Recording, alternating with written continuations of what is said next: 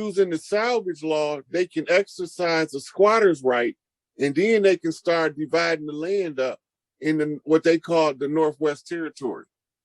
Man, that's crazy. So let me put this together in my head so far to sum here what we're talking about.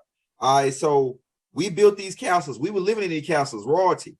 When the war started, when they was trying to steal our people land, we went to go help them on the east, like Noble Drew Ali was pointing, saying that they came from the left side. We went to the left to go help these people, and when we left, they came and squatted on our property, on our castles, and said, "Oh, they left them." Right. They said, "There, look, this it sounds something like this. There's no royalty here. All of the castles are vacant." What? Go ahead, man. All right. Now that they declare the castles vacant, who's going to exercise the jurisdiction over their salvage claim? That's right. Right. The salvage claim falls under Uniform Commercial Code as a business transaction, and the Uniform Commercial Code ties you right back into the papal bulls. Yeah. The Sanctum bull, pull it up. Let's go. Sanctum bull. I got you.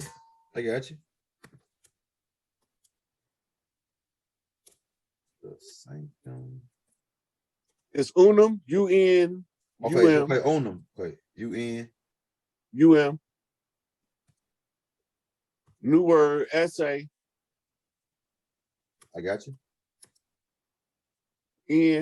NCTUM. And then go to all.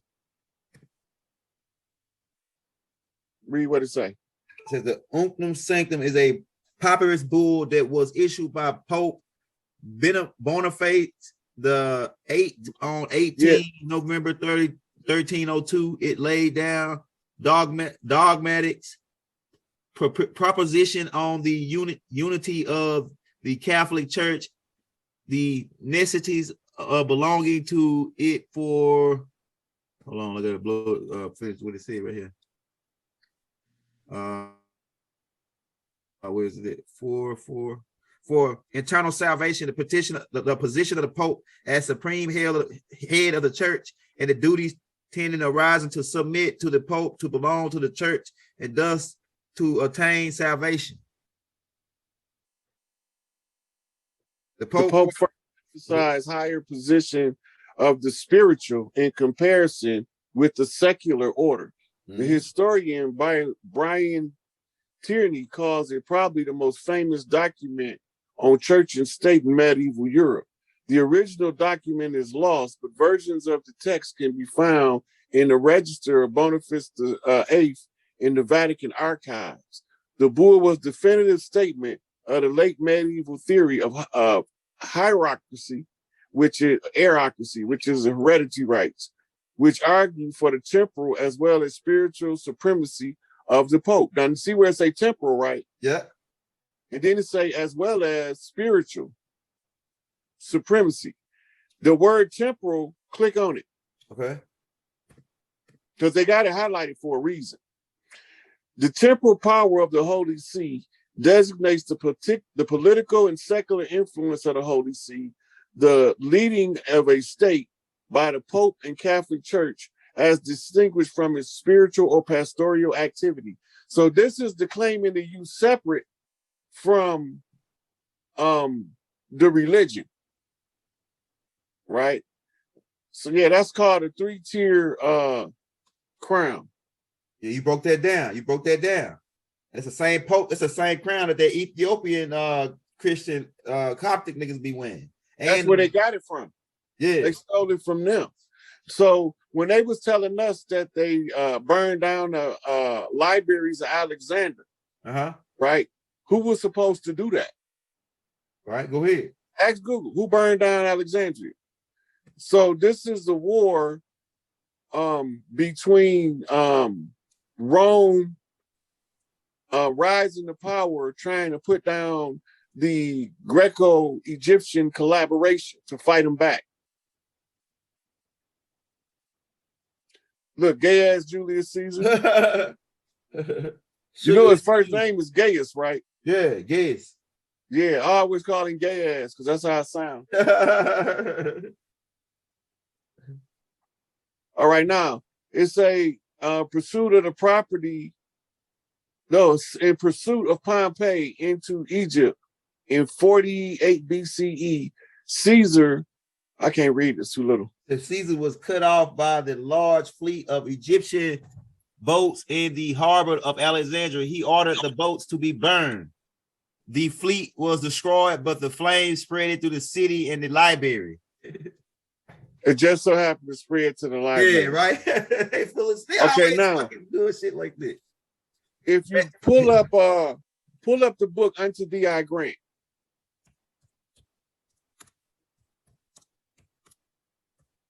Unto Thee, THE. Okay. The dude's name is Unto Thee, UNTO, new word. Right there, the first one. Okay, economy of life. It don't matter which one you clicked on, they all the same. Okay. The one I got is the brown one, though. Right here, the first one? Yeah. All right, let me save it. You got the brown one like that one, or this brown one like this one?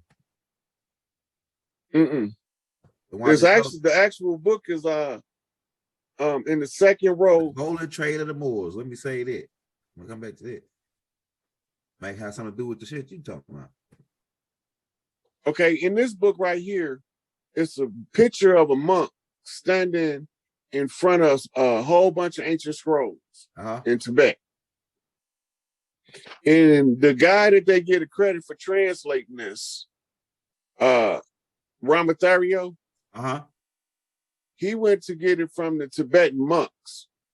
The Unto Thee I Grant is in the Circle 7 in parts called Holy Instructions from the Prophet. What? Go ahead. All right. This was originally written, according to the introduction, by Amenhotep III in Egypt. And the scrolls were sent to Tibet to be kept by the monks for posterity. That's what it's saying in the introduction. Okay, now, the reference was for the picture of the monk in front of the scrolls. Right? I don't know if they show any of the inside of the book or if they're going to show that. But no,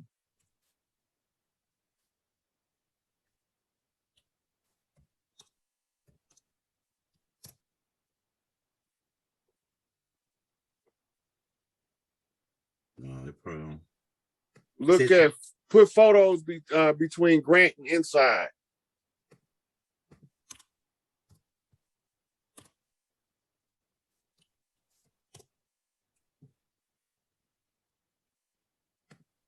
There you go.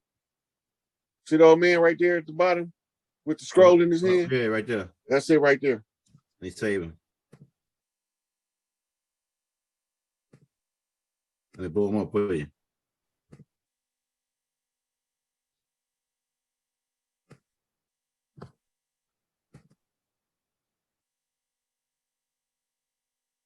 And once I get that hard drive, because I'm gonna be able to organize all your classes, they're gonna be lit. Read what it said at the bottom. Chief Lama. Chief Lama, Abbott. Or Abbott. Abbott. I can't see this. Bakelin? Holding ancient scroll inside Lamasery of Tibet frontier. Yeah. That's the ancient mystic order of the Rose and Cross right there. Okay, now look, you see the scrolls, how they keep them? Yeah, right here. Every major earth text that has a significant impact on culture is there. Every major earth, some you don't even know exist. What? Now, this is what the Library of Alexandria was made like, similar to this. They didn't keep theirs like this. They kept double-rolled scrolls and palm leaf parchments, and that's what it was. All of these scrolls that they had duplicates made in Alexandria that they kept in Rome. So when they was burning down Alexandria, they already knew that they had secured the information for the youth in Rome safe and secure. So now they're safe to burn down Alexandria. Makes sense. So in one of my one of the books I was reading on the ancient priesthood, pyramid priesthood, right? It said that the pyramid priests left with the scrolls by the dark of night. Wow. Yeah, I heard that. I heard that before. Go ahead. And then it said they went east. Well, we know if you in Egypt, in Cairo, or in Alexandria, and you go east, you're going toward Jerusalem. Yep. Right? Now, why would they go east on land to take it to the Pope in Rome? Go ahead. Because you can't go by boat because they're fighting on the water. Yeah. So you have to go east to go around the Mediterranean to get back to Rome on the other side. That makes a lot of sense. Right? So this is why they left with the scrolls going east, taking them to the Vatican. That's how we know where they went. Uh-huh. Right? Because they didn't show up anywhere but Egypt. And the ones that went to Tibet left scrolls there. Uh-huh. Now, Tibet is southeast to Egypt. And to the north, you have Rome, but it's separated by the Mediterranean. So you just said they was fighting and they was burning down the boats, remember? Yeah. So that's supposed to cause the fire jumped across the water onto the land and burned down the building. Uh-huh. Make that shit make sense, Elder. How did water jump out the water? How did fire jump out the water and burn down the village? Right. Right. That don't even make it. They don't even, unless they shooting Bob. Unless the niggas had rockets or something back then. Oh, I'm gonna pull this picture right here because it shows that map you looking for. Right here.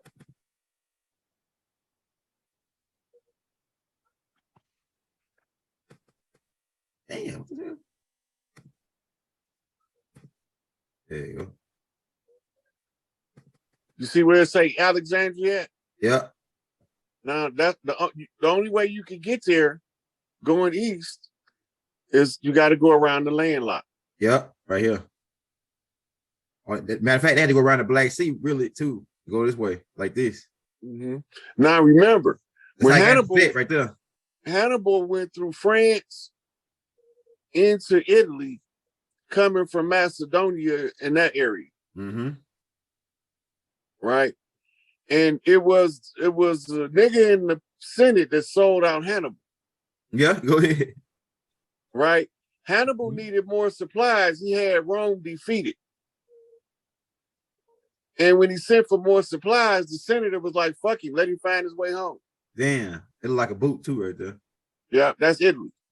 So now, when he left his stronghold to secure Rome, Rome had sent armies through Spain across the Pillars of Hercules to invade Carthage. Now, Hannibal was scurrying back, coming around the other way, and then he got some soldiers catching ships across the Mediterranean in order to get back to the homeland because they was under siege by Rome. Mm-hmm. Right? And that's what caused Carthage to fall to Rome. That nigga looked like us, but he ain't us, and sold us out. Yeah, sold us out, man. Get them niggas right. So Sicily, right here, you know, African, Nubians was there, man. Right. The thing about Sicily is when Hannibal's army was in France, Italy, all up in there, they was having babies with the villagers close by. So they was sending them all to Sicily to keep Hannibal's soldiers' children safe. That's why all of them are so heavily melanated in Sicily. That's right. Right? That's the offspring of Hannibal's people. Now remember, Egypt settled Europe starting from the island of Crete. You see the island of Crete right there in the middle, right there. That's the first school in Europe was built there for Europeans. Well, go ahead. All right. Now, from Tuscany, which is roughly where Rome is on the map, the Etruscans settled Tuscany, and the Tuscany or the Etruscans who lived in Tuscany became the progenitors of Rome. They took over from Alexander by taking and merging the Greece and Roman empires. Greece. Now, if you look, it says it's a Greco-Roman Empire. Greece is first, which most people would think that mean they won. Yeah. But they couldn't have won in Rome.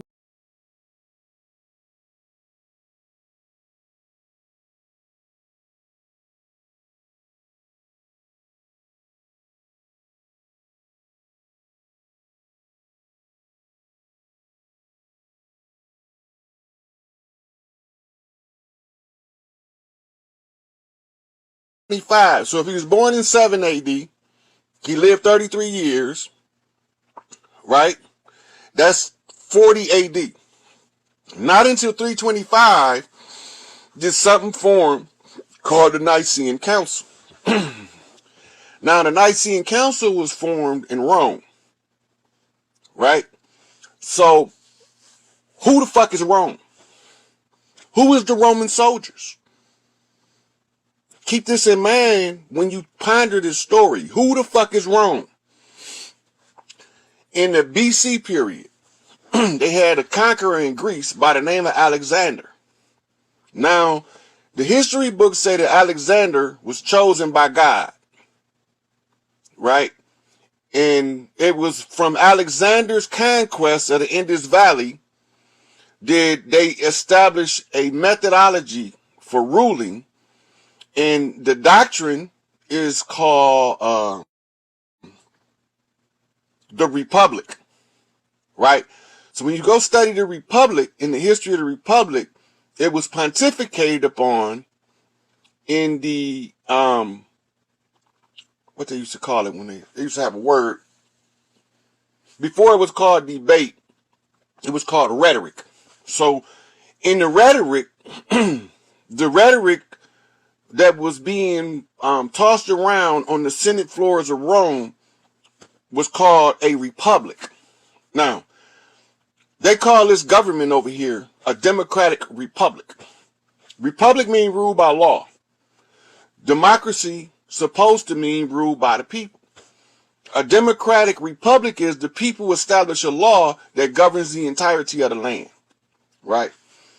So now, in Rome, they changed the gender of God. Well, right, what the fuck you mean in Rome? They changed the gender of God. Which God gender was switched? Why did they switch that one? And how can you show me? It's real simple. They tell us we in hell already, right? Hell is Helen. Helen settled Greece before the Etruscans settled Rome. I'm gonna let that sink in. The Hellenists were Egyptians of the Aten priests, the same family and blood as Tut, right? Same family and blood as King Tut. All right, except in like 12 BC to 7 BC, somewhere up in there, you got this love affair and this queen named Cleopatra trying to hold on to the rulership rights of Egypt as Rome is advancing to conquer. So she got two dudes she's dealing with, Mark Antony, and she's dealing with I forgot that motherfucker name. Brutus. No, Caesar. Julius Caesar. One of them fucking Caesars, them gay ass motherfuckers. Anyway, so Cleopatra trying to hold on to the matriarchy. Right now, when Rome get the control of the deities, right? They change Helen. They changed Helen from a female in Greece to a male in Rome. All you gotta do is put it side by side. Roman pantheon, Greek pantheon. The Greek culture is called Hellenistic culture. The Roman culture is called Greco-Roman culture. Because Rome conquered Greece, but they put Greece first in order to delude the minds of the people into believing that Greece conquered Rome. Why would they want to do that? All right, so now, we're just going to follow the narrative they're giving us. I'm just going over the story in broad strokes, because this shit detailed in a motherfucker. I'm using broad strokes. All right, now, 325, right?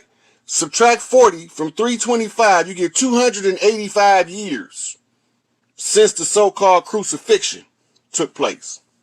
That's if he was born in 7 AD. Now, the true math is the key to unlock the Christ code, but that's not where we at right now.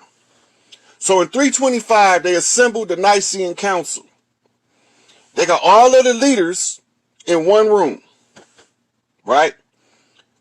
These leaders were mystics, priests, others they call pagan ritual leaders, basically coven leaders, male and female. But the council erased any female that was in there. So you won't never know that it was women in the Nicene Council unless you can remote view it.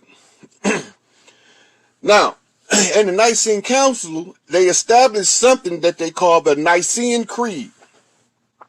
Look that shit up. Now, this is in the 300s. The Etruscans is taking over, they establish in Rome, in Europe. Once Rome is established, Europe go into what they call the Dark Ages. Now remember, they said that the Moors civilized Europe. They taught them art, science, music. They taught them philosophy, religion. They penned Latin as a language. Greek was penned by Egyptian priests. Latin was penned by Etruscan Moorish priests. I understand the difference. Okay, now, they got a scholarly language now, and 725 or the 700s in the AD period. So we're talking 400 years of Catholic Church domination before they can get enough stronghold in Europe to bring them in mass. So the history books tell us the Moors, the Etruscans, went into Europe in the Dark Ages around 700, and they occupied Europe all the way up until 1611 when their final stronghold over Europe was broken. This is the story. This is the history they gave us. Now, in this story that they telling us, a couple of things is happening over this from the 700s to the 1600s. So we're talking almost 1,000 years, 900 and some years of occupation by the Moors, right? Why in the fuck did they get kicked out of Europe if they were civilizing these people? And where in the fuck did they go? And why did they go there? Right? Nobody not asking none of them questions. They're just following the narrative that they gave us. Okay, so we're going to follow the narrative. In 1611, they finally got the stronghold broke. And they kicked them all out. Right? Why are they kicking these people out of Europe? What are they doing over there after you get done civilizing somebody? Now they so civilized, how did they kick them out? Right? Ask the question. How did they get the Moors kicked out of Europe? Spanish motherfucking Inquisition, the motherfucking, all of the rebellions to the crown in Europe caused them to put in what they call a fictitious royal family, a cat's paw, a figurehead, a face, a front. Where did these motherfuckers go? All of them didn't leave Europe. Many of them end up going into seclusion, right? In the Depression Mountains with all of the motherfucking gold. What the fuck is Depression Mountains? If you go back, there was an empire that was called Prussia in the north of Europe. The Prussian Empire is where you get your Khazarians, mulattoes, Moorish, European hybrid children from. Right? Now, you got to understand what's taking place all over the world at the time. At this time, Rome is fighting Huns, Rome is fighting Mongolians, and Rome is still fighting off the Babylonian empires. Like 30 motherfuckers. So now all this shit going on, They capturing POWs in warfare. From the Huns, from the Mongolians, and from the Hindus of Hindustan that wasn't India yet. Now, in the middle of this, in 1492, some motherfucker named Christopher Columbus supposed to discover America. I'm gonna let y'all marinate on that. Some European in 1492 named Christopher Columbus supposed to discover America. It's a problem with that. I'm just trying to let that sink in.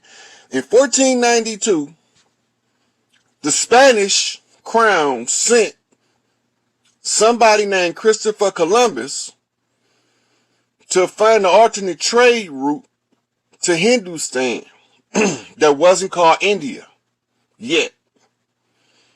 That sink in. Because they tell us in the history books, in the textbooks in the school, that when Christopher Columbus came, he was looking for an alternate trade route and he got lost and thought he was in India. That don't make no sense. It doesn't make sense. It makes zero amount of sense. First of all, Pietro del Negro is a Moorish navigator. And the navigators can tell you where you at in the middle of the ocean by the position of the stars without seeing no land. But they're telling us Columbus got lost. Not only are they telling us he got lost, they telling us that when he finally found land, he just struck up on some land. We know it today as Hispaniola was what they called it. When he landed there, he named it Hispaniola. Today is Dominica, Haiti. Okay. So now, Columbus got lost, is what they telling us. And he thought he was in India. How is this possible when India is not India yet? This in your textbook, in your school, that they teaching your children is bullshit. Columbus got lost. He got lost. And in the course of him getting lost, he thought he was in India and called the people Indians. But the problem is, India wasn't India yet.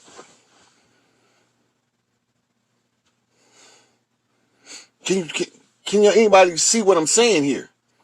Columbus got lost and he said he was in India. But India wasn't called India yet.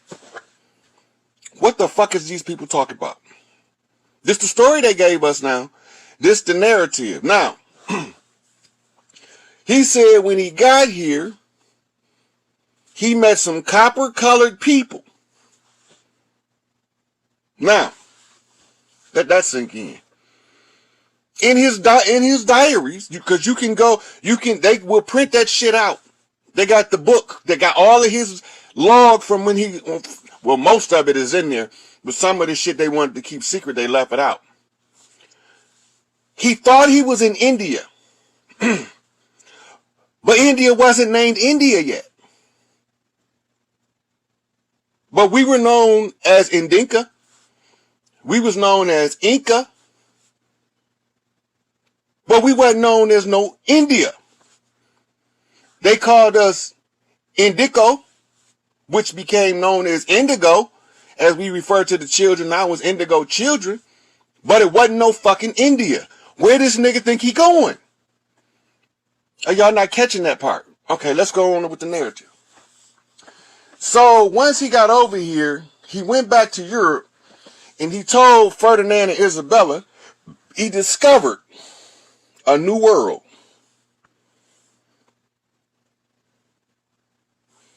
Okay, I got a person. Somebody want to come in. I'm gonna let him in and see what we got going on here.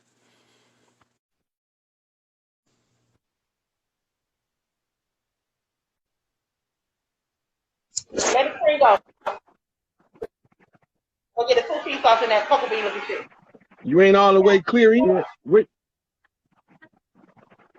You ain't all the way clear yet. You got to clear up some more. Where your camera at? Turn your camera on.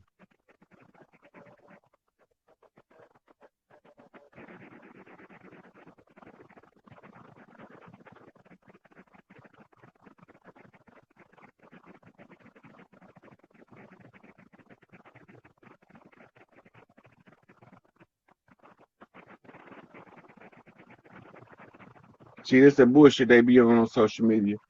So I'm gonna keep on talking, right? Yeah, yeah, they dropped her out the call. Try to log back in if you're trying to get back in. Now they telling us this is a story they want us to believe. Now you gotta remember, they can't fool us no more because we know the story. I'm going over it with y'all right now. Pietro del Negro, in order to be a navigator, right? The navigators of the day were the most highly educated non-priest class. But many of them were also priests, right? The navigators, the ones who know how to read the stars, map the stars to what's going on Earth, right? They were the highest form of education that was not a priest. And many of them were also priests. Now, catch 22, you starting to get it. He was sent by niggas. He wasn't sent by niggas. He was brought. Pietro del Negro is the name of the nigga that brought him over here. Right? His name is, they call him Peter the Black in English. In Latin and Spanish, they call him Pietro del Negro. Right? Peter the Little Black. Sometimes they call him Pietro del Negrito. But no matter how you cut it, he was a black motherfucking skinned motherfucker named Peter. Right? So that's not a problem. But when Columbus get back to Europe, he reported to Isabella and Ferdinand, I discovered a whole new world. This is the beginning, right here, the beginning of the New World Order. Because watch what happened. Immediately upon returning and telling Isabella and Ferdinand of their discovery of the so-called New World, Isabella and Ferdinand told him, don't tell nobody until we get some flags all up and down that motherfucker. Right? But the word got out.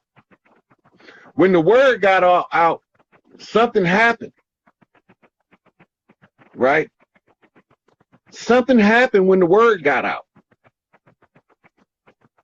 Y'all remember the history, what they told us?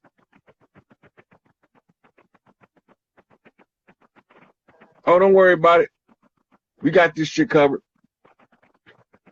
So once they got over there and they start spreading the word about the New World, that Columbus and the nigga Peter the Negro, they discovered the New World. Now, first of all, let me stop right here. Let me tell you. So the history says that Christopher Colombo, or his name was Cristobal Colombo, was a what you call that? Sephardic Jew. Now, this became disturbing to me because we got three main classes of Jew in modern era. We got Ashkenazi, we got Sephardi, and we got Khazarian. And not one of these motherfuckers, not one, Ashkenazi, Sephardi, or Khazarian is one of the 12 children or tribes of Israel. Go look it up. Who the fuck is these motherfuckers? I already gave y'all the spoiler on the Khazarians. Right? Now they call the Ashkenazi and the Sephardi are known as the Spanish Jew and the French Jew in modern colloquial terminology. Both of them are Latin subcultures. French is a subculture language of Latin. Latin is the parent language of French, Spanish, Italian, and Dutch, and a couple more. Latin is the parent language. So the French, the Italians, and the Spaniards are connected by linguistics that was written by Etruscan Moors. All right, now that y'all get this part, when they all start coming over here, who came first? Who came first in mass? They were called conquistadors. Break the word down and translate it. Conquest, Tudor. The Tudor royal family. Look them up. Google who are the Tudors. Tudor. It's an entire royal family.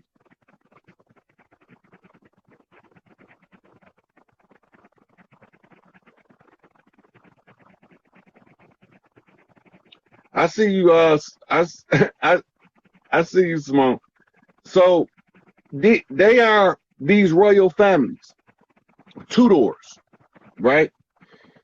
These are a bigger family, an older family than what you call your Merovingians. Your Merovingians is a subset under the Tudors. All royal families from the gentry came by way of Tudors in Europe.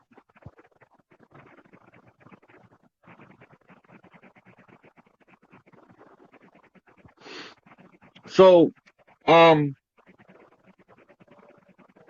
the royal families became fractured when they got kicked out of Europe. Where the motherfuckers go? Okay, so now, what happened when they got over here? We know they came over here. So they tried to masquerade as the people of the land. Their philosophy and their thinking is this. If we can keep these people from ever realizing who they are and their blood ties to the land, we can just say we them. And we can say they came from somewhere else. And if we tell them they came from somewhere else long enough, they bound to believe it. So who's writing this story? Who's telling this motherfucking narrative for us to see it as if we came on a ship? Columbus came on a ship, right? The Mayflower, them was ships. But I can't find no slave ship. I ain't the only one been looking. Malachi York was looking for a slave ship. He couldn't find one either. Dane Calloway been looking for a slave ship. He can't find one. Nation of Islam been looking for a slave ship, and they can't find one. But we can find immigrant ships. We can find immigrant ships from Europe that also stopped in Africa because it's in their log. I didn't make the shit up. It's in their log. They wrote that shit. So we know they pathological liars. So do we believe them or do we don't? They wrote that we came on ships. My mama told me we ain't come on no fucking ships. She don't know what them people talking about. Well, who is these motherfuckers that came on the ship? Those are what you call your black people, BLAQ. It's a legal terminology and a legal classification of a subset of a group of people. And it ain't got nothing to do with their skin color. Right?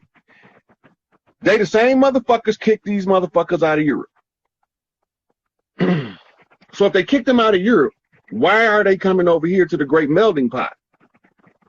Right? And what's this one drop of blood doctrine? Right? You own it, Shatoya, Moors. But it's two kinds of Moors.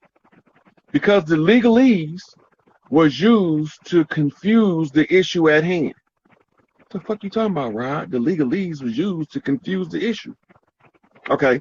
So in our culture and how we have developed in these here so-called United States of America, the legalese is the language lawyers talk. Medicalese is the language doctors talk. Colloquial language is the language commoners talk.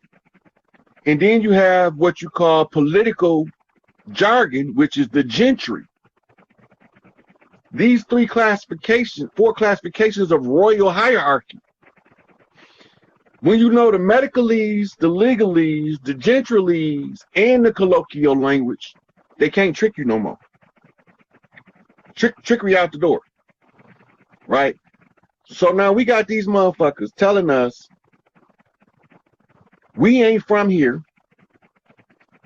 they contracted with what we call Dawes Roll Indians. If your family traced back to the Dawes Roll, that means either two things. Either your family was inserted to steal a birthright, or your family was injected to remove a birthright. The Dawes Roll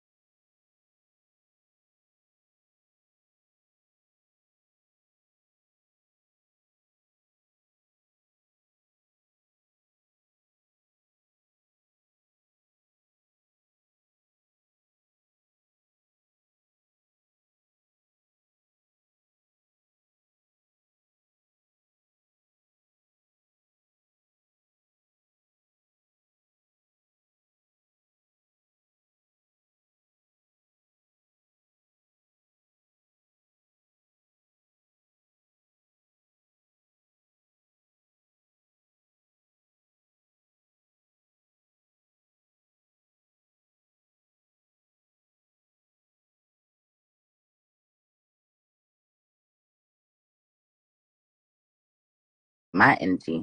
I'm more of a dreamer or like a healer. Um, I have a lot of dreams. Yeah, I don't we always know call how to, them dream walkers. huh? In the native tradition, we call them dream walkers. Yeah. And I'm learning more about my indigenous side. But from my mom line, we Blackfoot. On my dad's side, we have more Cherokee. So look up that word. You'll find out your real tribal name by doing the etymology on Cherokee. Yeah, cause no, and that's crazy. I was gonna tap into that. Like I've seen it like really correlates with Blackfoot. Blackfoot was one of the tribes. They called them Blackfoot because they had walked barefooted and the sun had cooked their feet. Hmm. Right? So they was called Blackfoot, but they was an original tribe. They a spinoff from the Choctaw and the Chickasaw. Okay. They fell up under the Iroquois confederations. The kindred tribes is called the Crow. Um, I can't remember all of them right now, but they were all connected under the generic term Cherokee. Cherokee is a play on words, Cherry Key, which was the George Washington Challenge. That's why that's what Noble Drew Ali discovered by infiltrating the Moorish Zionist temple. Okay. He brought us, that's why he put all of their secrets in the public domain. So now we can put the pieces to the puzzle together.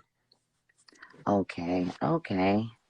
Okay, so that means I just gotta go do some deeper researching because I didn't really know that, but I've heard the two. I've seen the two, like the Blackfoot and Cherokee, kind of be more linked in together.